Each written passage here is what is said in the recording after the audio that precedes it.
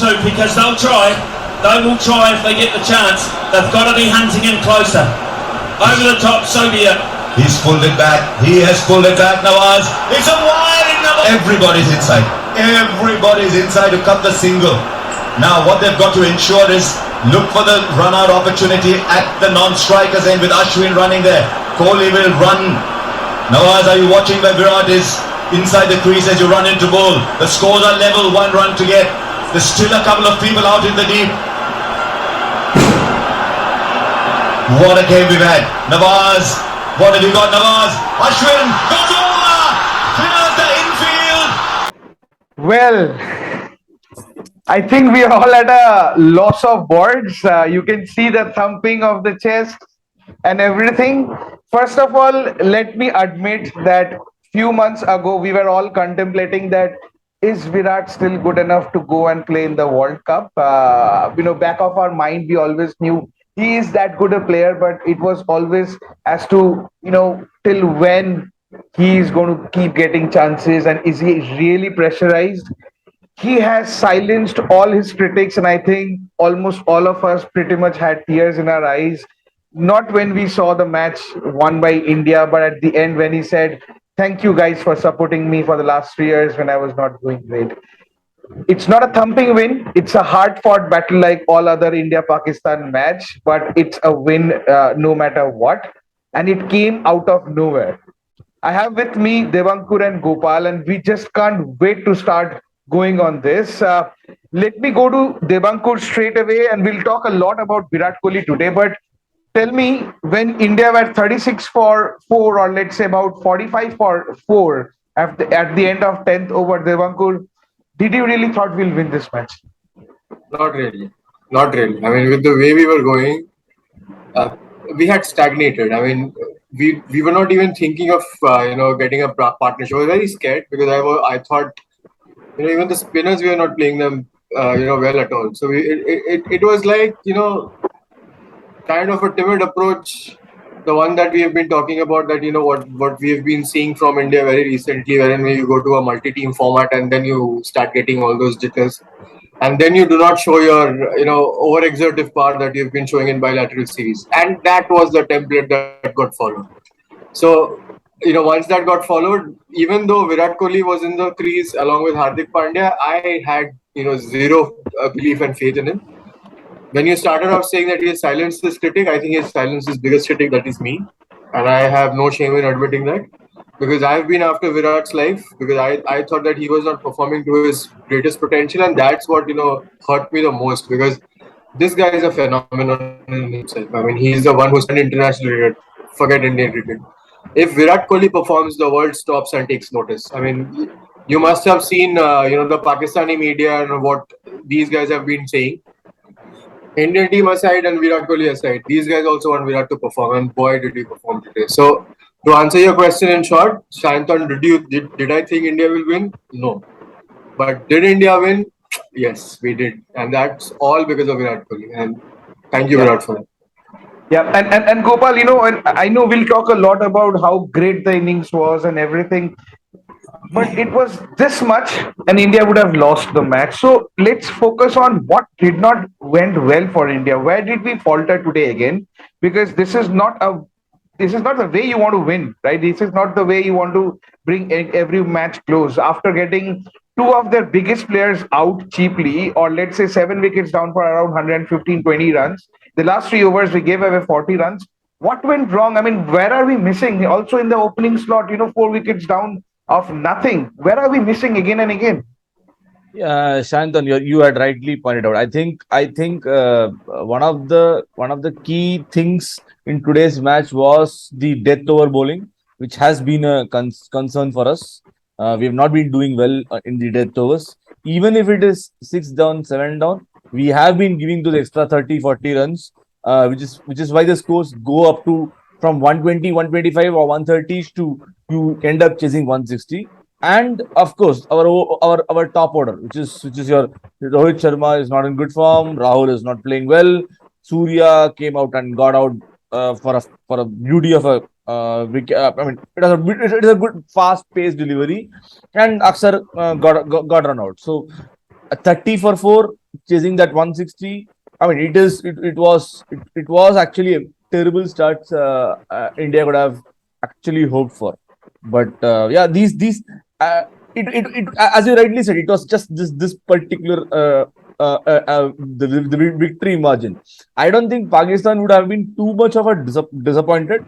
It was not a victory that probably would take away the credit of Pakistan beating us in 10 wickets in the earlier version in Dubai last year, because that was a thumping victory, and this was completely out. Pakistan were in the game till the 19th over before. Or let's say till the 19.2 over, till he bowled that full toss that went for six. 19.3 overs. India needed what, almost 13 runs of 16 the for the last three last. balls? 16, I 13 think. runs of the last. Because they took a Correct. single of Karthik and then a double of Correct. of Virat. And then They there's a needed full toss, 13 and of three balls. Yeah. and then there was a full toss, which was Yeah. a no Yeah. ball. So Yeah. and the no ball also, the free hit also gave us a three byes. So up till then, I thought Pakistan, even though Virat had scored those two sixes of Haris Rauf, incredible sixes, which we'll talk about later. But till that point in time, and Pakistan were in the game. Even two out of two balls, two to score of two balls, I thought they were still in the game. That wide was a very smart technique from Ashwin. But Yeah.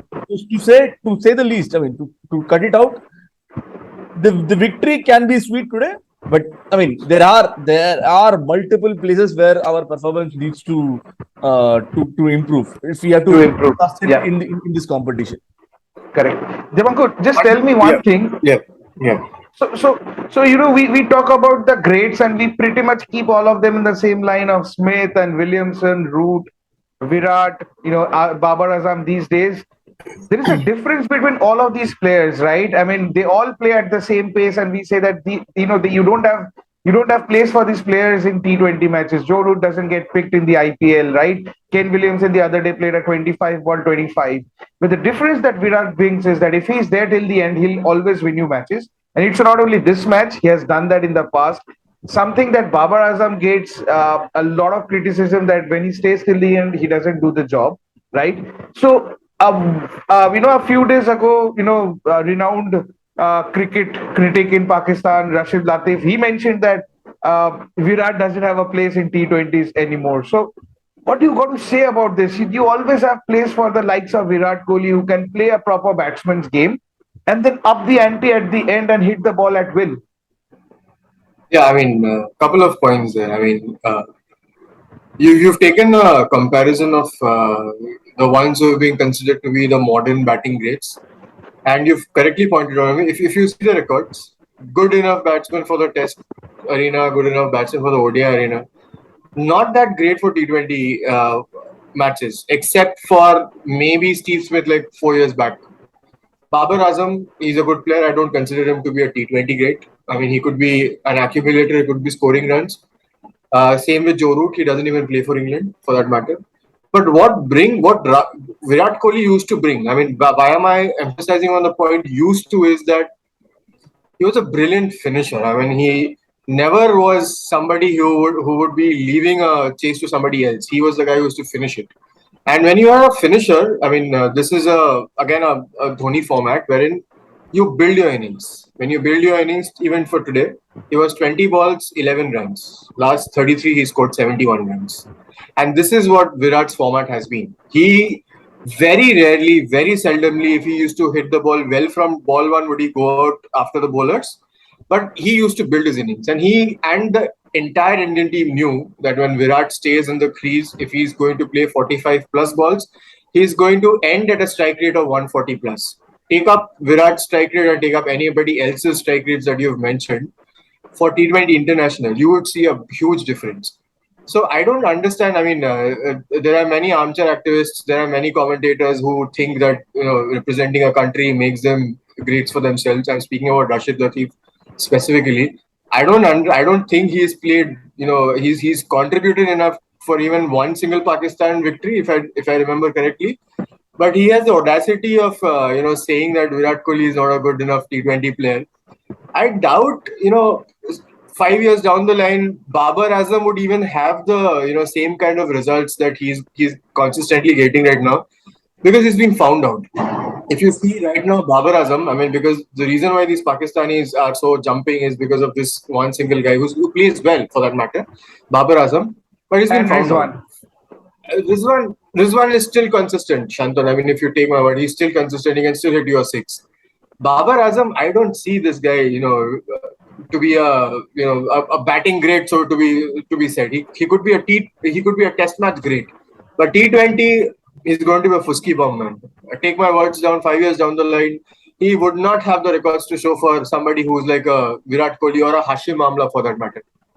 So to answer your query, people like Rashid Latif and the ones who like to garner popularism by saying such statements, this is right up their ass by Virat Kohli.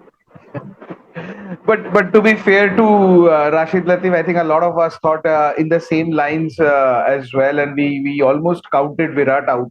We Even I did, think we when did. We did, yeah, Shant. I mean, we did. But even if you've noticed, Virat did play those innings of 70s and 60s in test match in the middle.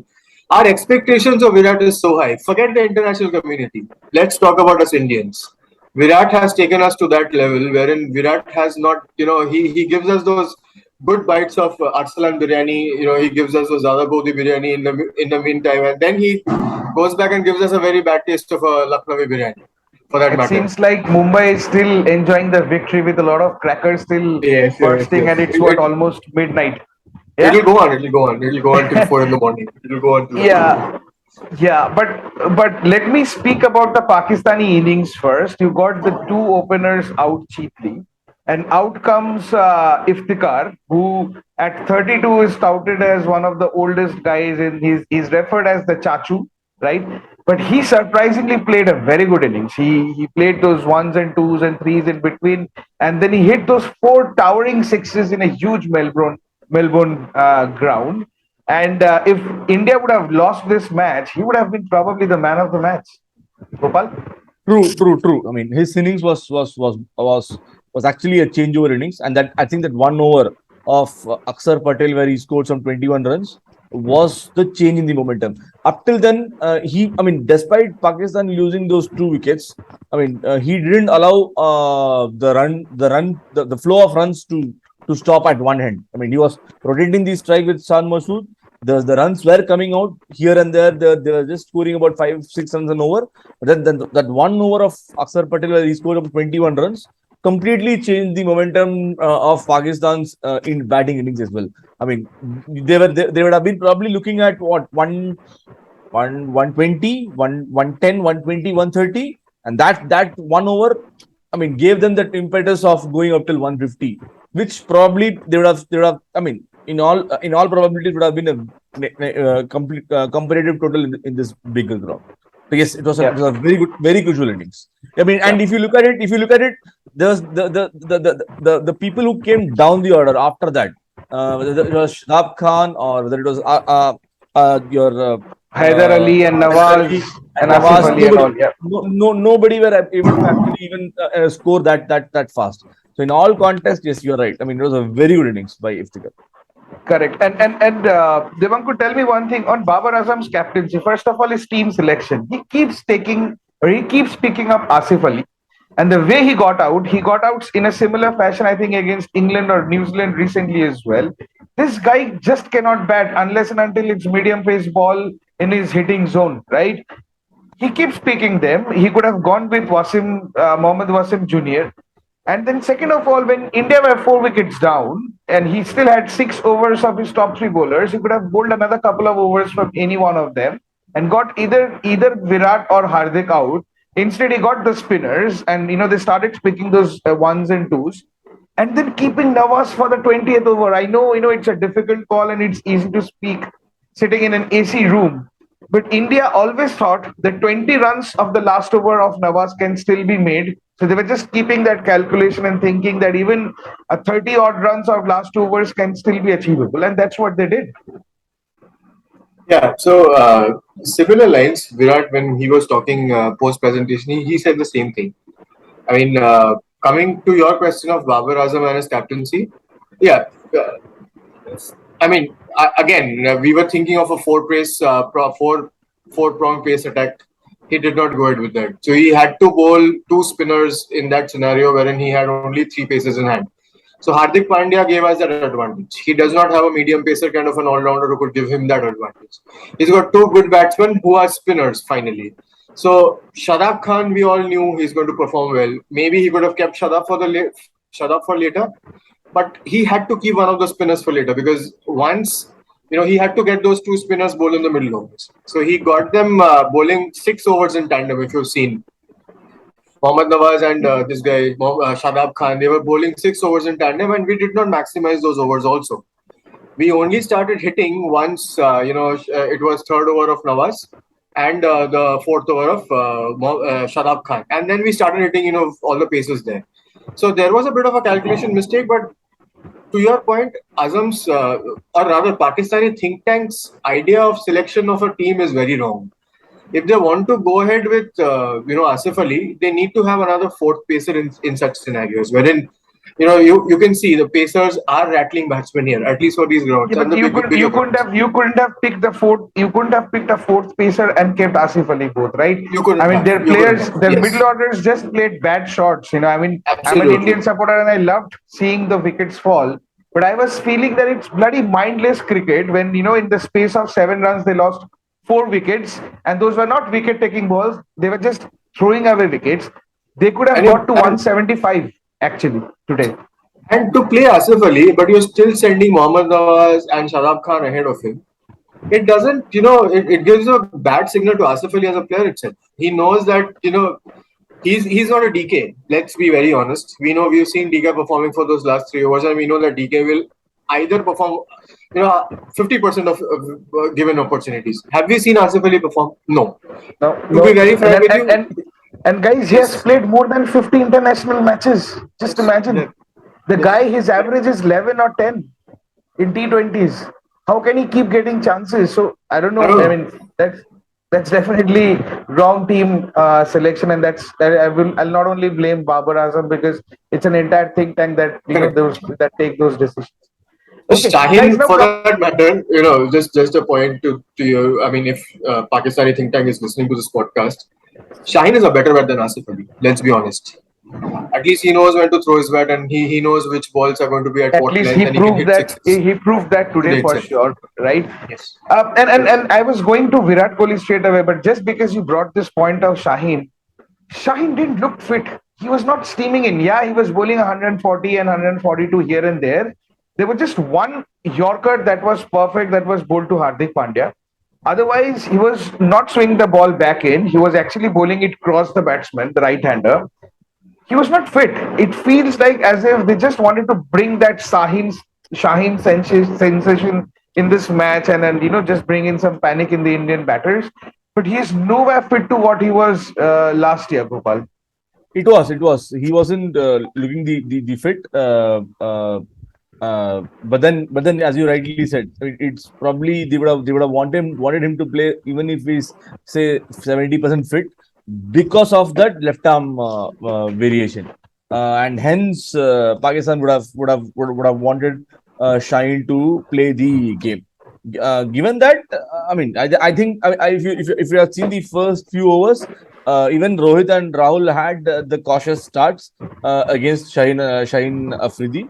But then Virat in the middle order and with Hardik coming down, I think they played him quite comfortably, which also happened in the previous versions of the matches. I mean, once the ball became old, I mean, people were actually able to play Shaheen comfortably. It was the only case was in the early power play with the ball swings. He posed a danger. The ball becomes old. I think Shaheen can be played. I don't think that should be a problem. That was ever a problem. In fact, I think there was one shot that Virat will smack him over mid wicket, just a smack right into the gap. So he was playing. Yeah, it was just about inches. I thought actually it's a 6, but Ian Smith called out to be a boundary, and that old guy still has great eyes, at least better than me for sure. Because naked eye thought it's a 6, right? Yeah, correct. But I think what happens is these Pakistani bowlers in the second phase of the match, they don't bowl fast balls actually. They actually rely a lot on slower bouncers and cutters. And at times they do get predictable. They don't bowl the Yorkers, and And specifically against Virat, I thought that they could have bowled the Yorkers because Virat doesn't play a lot of those lap shots and scoop shots. They would have bowled those Yorkers, but fortunately for us and unfortunately for Pakistan, they didn't do that well. Coming back to Virat Kohli, is this Virat Kohli 2.0? And I say this even before, even though he has hit a 100 against Afghanistan, to which Ramiz Raza said that okay, it was a innings full of chances and all.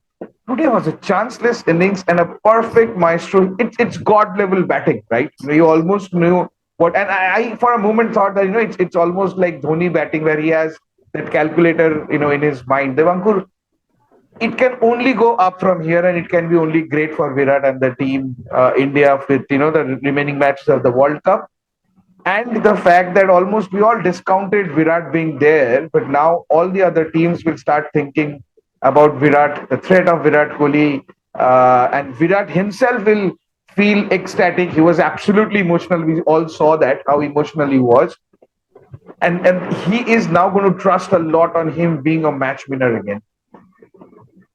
Yeah, I mean, and that also translates into the fact that, when a Virat Kohli and a Sky is batting, or when a Virat Kohli and a Hardik Pandya is batting, the opponent would actually think that Sky and Hardik Pandya is going to hit the ball, and Virat is going to consolidate. He's going to take those twos and threes and maybe those occasional fours.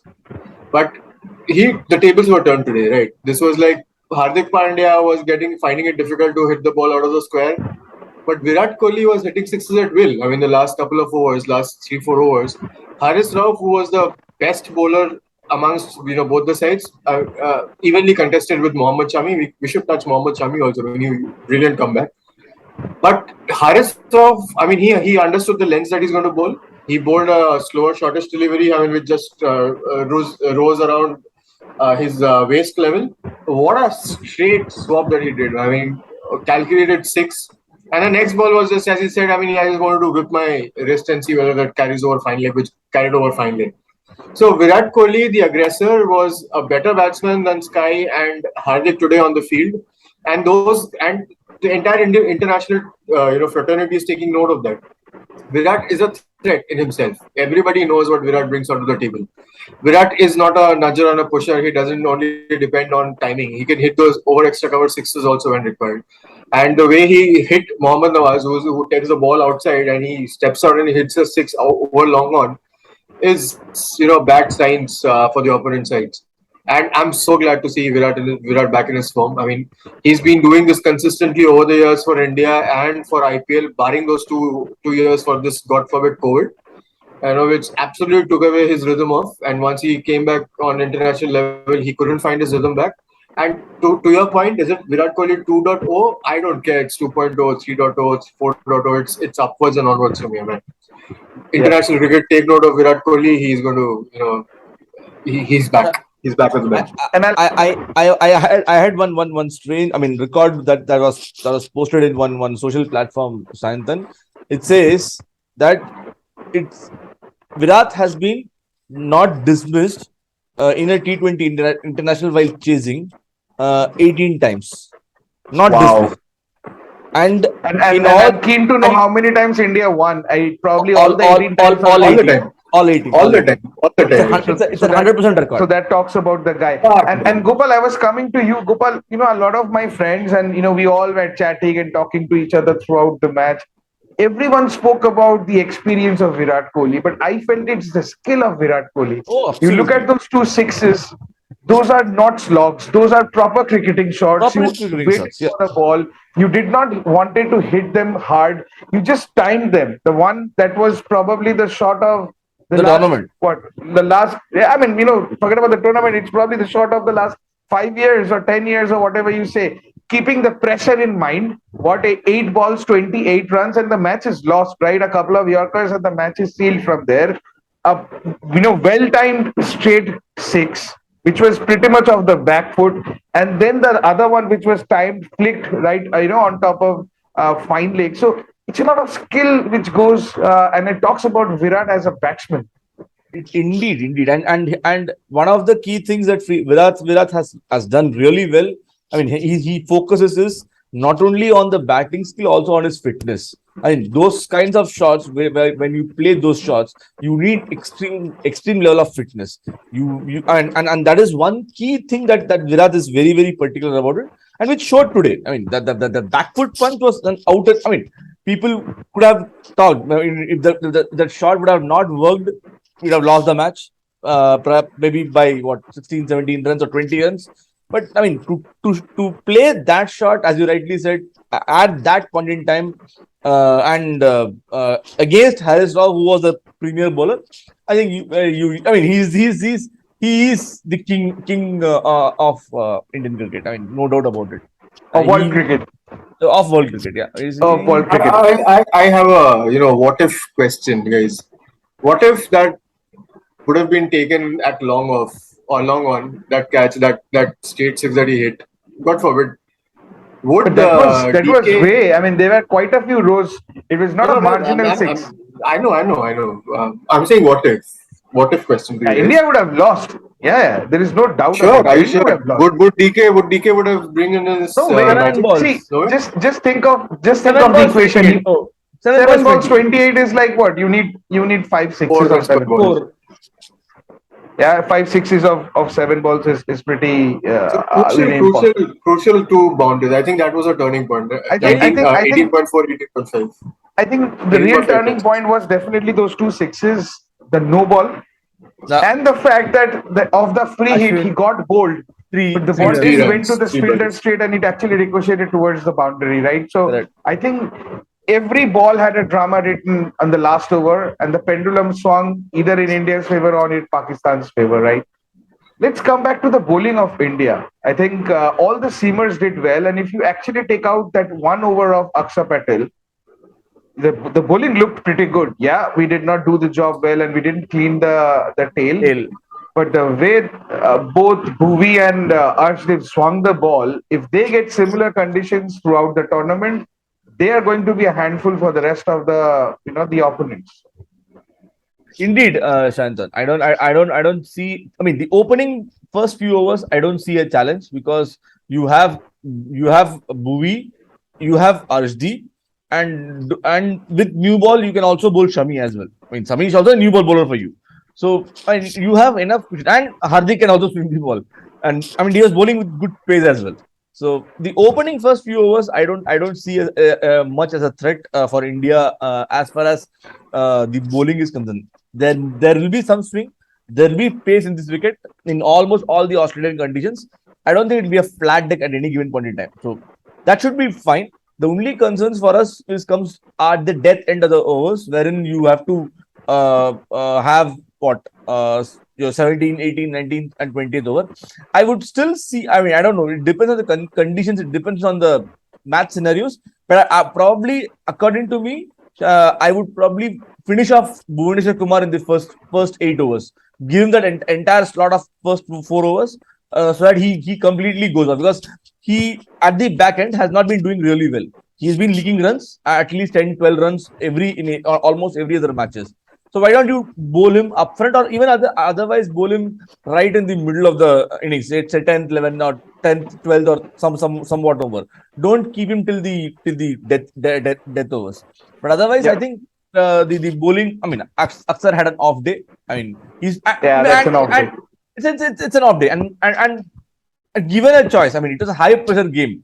Rohit could have been tempted. Getting Rizwan and Babar, Rohit might still wanted to have Aksar to bowl in the power play itself. But since it's a high pressure match, he would have not got. But maybe we may see Aksar coming in bowling in the power play itself.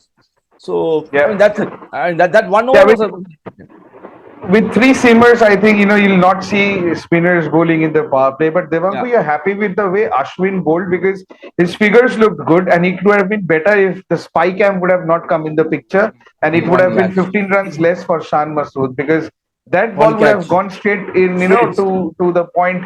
And once again, it's the flighted off spinner which got a miscued shot of a left-hander, which he doesn't, for some reason, trust himself bowling a lot at. So do you think Ashwin will continue to get chance, and this team will be pretty much unchanged for the rest of the league matches? Looks like. I mean, Akshar, as you correctly pointed out, both of you correctly pointed out, it was an off day for him. But I think that was a bad call on Rohit's part to actually have two spinners bowling at tandem. You have four seamers, and four of them have the capability of bouncing out batsmen. Like what we see Hardik, he came back and took Yeah. 2 wickets in 1 over by bouncing them. He could have been persisted with. Hardik and Shami could have been persisted with.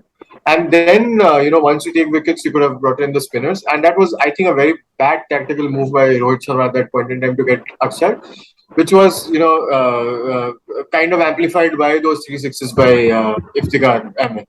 But to answer your queries, yes, these two guys have to be in the team. I think it gives, good enough structure to the entire team, a good enough backbone to the entire team, wherein Akshar could also be used up front. And you've seen, we know that Ashwin is a very good thinking cricketer, both when he is batting and bowling. He showed his while batting as well today. So having Ashwin down the order could also augur well for us.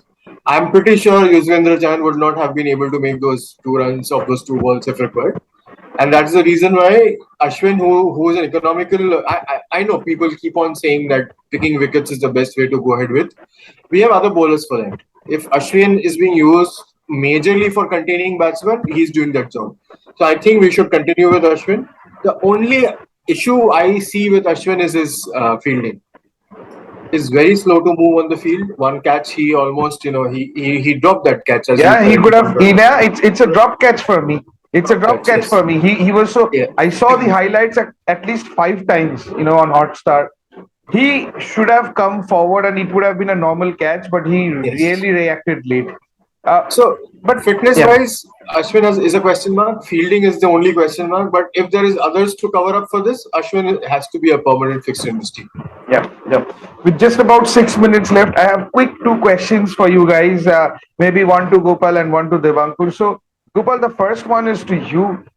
Do you think, and obviously we do not have any way for this, but do you think that we've missed picking a real fast bowler in this squad? Because you look at every team and they have good fast bowlers. India does not have one. All these 4 bowlers are about 140, 42 kilometers, which are just about ideal hitting pace. But you don't have bowlers who will clock 148, 150 kilometers. Maybe someone like Umran Malik, but then obviously he's too young. But we didn't prepare for someone to bowl fast. Is that something that India will miss? Or do you think Indian bowling has enough variety to continue the way they're doing and then the batters will come good and then India should be winning the matches in the same format that we saw today? See, a genuine fast bowler is always an asset for you, given on any kind of a pitch. Especially in Australia, it definitely would have been an asset. I mean, if you had seen yesterday's Mark Wood, he was also bowling that 150s, 146, 147, genuine pace. So you are. By the way, you are guys, sorry, did you see where Butler was keeping Mark Wood? He was actually almost there in the almost, circle, yeah, correct, almost exactly. touching the circle. Correct. So you Because can imagine Same how with fast he was Rizwan bowling. for Haris Rauf today. Same with Same Rizwan with for Haris Rizwan, Rauf. for Haris Rauf. So genuine pick bowlers is a really good option for any teams given in a T20 international. And I mean, for us, if Jasprit Bumrah would have been absolutely fit, then he would have actually played. Played the role of that genuine pick bowlers who can actually zip you in, and then you can bowl those fast Yorkers. Unfortunately, he's injured, so I think we will have to be with the resources with what we have. And see, as I said, the opening few overs, I don't think India will actually give away too many runs because they have the experience, they have the variety. You can bowl Ashwin in power play, you can bowl Akshar in power play. Unlike when you are playing Chahal doesn't bowl in power plays. So you don't have that flexible options. Jadeja will not bowl in power plays. So you now with Akshar and Ashwin bowling in power plays, you have that flexibility down there. The only key thing is not to give away runs in those 16, 17, 18, 19, 20, which is your death overs. And that bowling is extremely crucial. That is where Indian team needs to really work on it. Yeah. So maybe we just with about 3 minutes left. A thumping win, great start to the World Cup. So Devanku, tell me, it's pretty much given unless and until there is any big upset that India is going to be there in the semi-finals. With them, probably they'll be defeating. With all due respect, they should be defeating Netherlands, Zimbabwe, and Bangladesh. And then even if they lose the match against South Africa, unless and until it's a big margin, they should be through to the semis. On the other hand, if Pakistan lose against South Africa, they're out. So Correct. is so from here on, do you see it's India and South Africa going to the final four, or you still think that Pakistan can bring the rabbit out of the hat? Um, I think condition-wise, and if you consider both the bowling sides, I think Pakistan has an advantage over South Africa because of their bowling. I still think that Pakistan has the best bowling attack in this T20 World Cup, closely contested by South Africa. So to be very fair with you, and batting wise, I don't think so. South African batting, has that spark. Is Rassi Wonder Dusan in the team? No, he's not. He's No, not he's even in not. the squad. He's not in the squad. So But then you have, I you have Deacock and Janeman Malan. Markram and Miller. Who's playing brilliantly. You have Klaassen. yes. You have Reza Janeman Malan. Hendricks, and you have Babuma as well, Babuma, who can yeah. actually Babuma. play for the opposition. So it's pretty Exactly. much 10-man South African team against a 12-man Yes. Pakistan team. So Unfortunately, the captain has to play. Mhm. So I Alright. would rate Pakistan ahead of South Africa in that matchup, and I think it would be good to have India going into the semi-finals, and that is what I'm looking at. Whoever comes in, we need to go to the finals. I'm Yeah. rooting for India. yeah. So I think every time India loses against any international match, and especially on these kind of tournaments against Pakistan, we have a horrid night sleep, right? We can't sleep, we can't wake up well in the morning. It's just the opposite that's going to be there today. I'm sure you all are going to be watching the highlights and the commentaries and the presentation ceremonies again and again, just like the way I'm going to do that as well. And the fact that tomorrow is Diwali, it couldn't have been sweeter. I wish you all a very happy Diwali, a great win for India, great start to the tournament, and this is going to be interesting from here on. Thank you so much for chatting with us today. We're on Just Another Cricket Podcast. This is Shantan along with Devankur and Gopal. Once again, wishing you a very happy Diwali. Hope you enjoyed the match today and our session. If you like our content, please give us a like and please subscribe to the channel. Till then, take care and we'll see you very soon on another session of Just Another Cricket Podcast. Good night. Happy Very Diwali. happy Good Diwali. night.